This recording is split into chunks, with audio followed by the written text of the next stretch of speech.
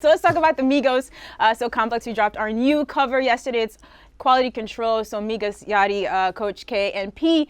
Very interesting conversation. You know, these guys aren't the most talkative, but they did open up about the tough situation they had when they were still signed to 300. Here's what they had to say.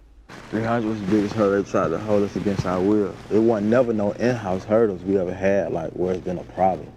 We always be like, do what's going on, this is what folks doing, we gotta do this, we gonna get this situated. But 300, that was the biggest thing, going through times and situations with them.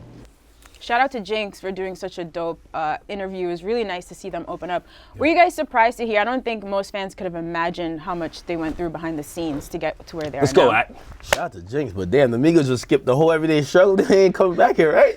Yo, but anyway, I think this does shed a lot of light on 300. I've always said 300 looked like they had favorites, and clearly Leo, who founded 300 with Kevin Liles and Tom Moskowitz, and I mean, Leo now is at YouTube, and of course Tom Moskowitz got his own thing, but basically it looked like the favorite over there was Young Thug. I mean, Leo followed him around in terms of interviews. He dropped project after project. I always said, why isn't the emphasis on Fetty Wap, a guy who in 2015 was flaming hot on the label? Didn't seem like he was getting all the attention from the label. All the attention, again, was on another artist. Migos, as well, back then, in like 2015, 2014, they were on Twitter complaining about a bunch of stuff. Yo, we need to drop projects, whatever. Clearly, they couldn't. At one point, they even said they were off the label, and Leo did an interview saying, no, they're not, right? So doing this interview, now they're on Capitol, they're shed more light to say, we were being held back. Yeah, they said so. They had Dab Out. That was such a big song, started a movement, and they said, like, look, we can even stream it. They were holding us hostage, which is pretty shitty.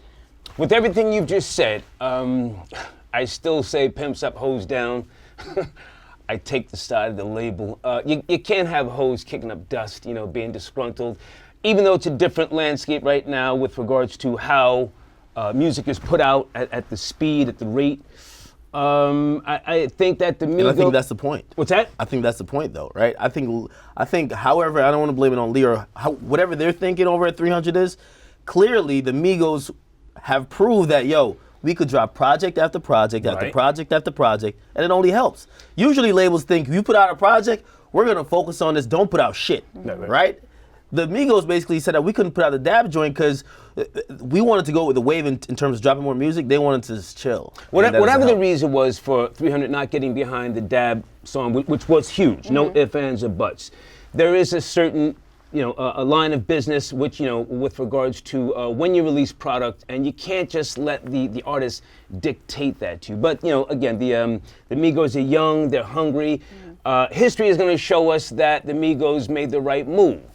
But I'm sure, even though this is a bad look, it is a bad look for 300. I don't know if they've responded to yesterday's, you know, story already. But 300 will find themselves some new hoes. Yes, I'm calling the Migos hoes.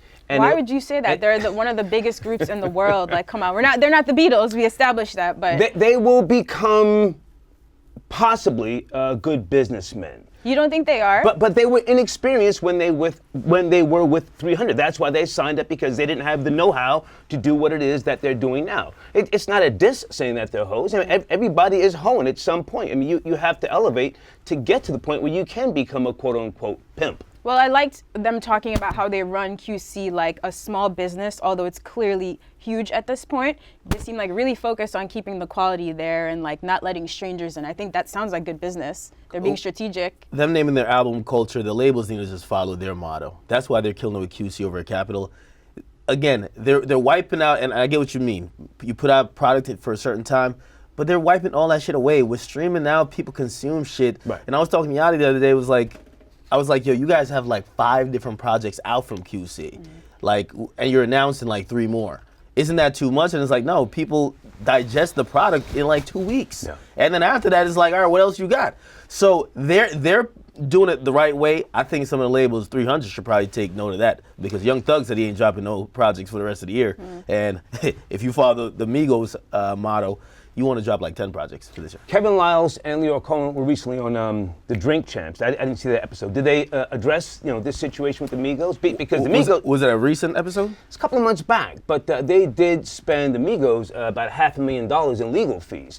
So clearly there was some type of issue on the part of 300. And even though I'm respecting the pen pan over the disgruntled hoe, you don't make somebody spend $500,000 in legal fees unless there's something that is bothering you or preventing you from letting someone out of their contract. That's what they were also talking about, that they could not get out of the contract. Yeah, so clear they were in the contract, they had to get off and get on to Capital. Again, this is just a good thing for P and Coach K. I think it shows them to be smarter executives than whatever they got over there at 300 Entertainment, because it's working here. Yeah. Do you think that 300 is now regretting the Migos having gotten away? Because, the Migos' core fan base, you're saying that Culture 2 is trash. I mean, I like Culture. I didn't say it's trash. Okay, I say it's hang on. mediocre. I like Culture 2, but then again, I have a very obscure taste. But again, the core base of the Migos, for the most part, is saying, Culture 2 is just all right. So do you think 300 is saying, hey,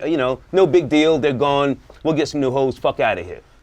Well, nobody would blame the quality of the album, at least I wouldn't, on the label. I think everyone's looking at just the success as a label. Like, everything QC touches, it's turned to gold. And because of that, I'm going to say kudos to Capital and QC. 300, though, if I look at what's left over there, ain't nothing left. Like, the rest of it's 300 is almost looking like the graveyard. I'm keeping it 100. Yeah, Young Thug and a bunch of like skeletons. All right. So Okay.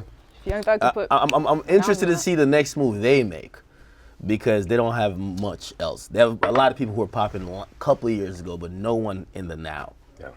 Okay.